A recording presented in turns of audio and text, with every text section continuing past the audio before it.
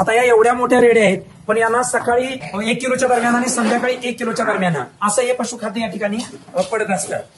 एक वेळेला आम्ही गोळीचा वापर केला जातो. तुम्ही तुमच्या पद्धतीने काम करा.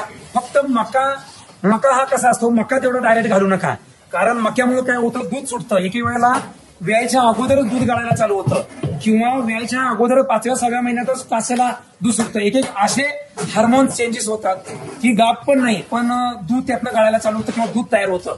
असे सुद्धा हे मक्यामुळे होतं. तर गाभण काळामध्ये मक्यामध्ये जास्त तुम्ही मक्याचं खाद्य असणारं देऊ नका.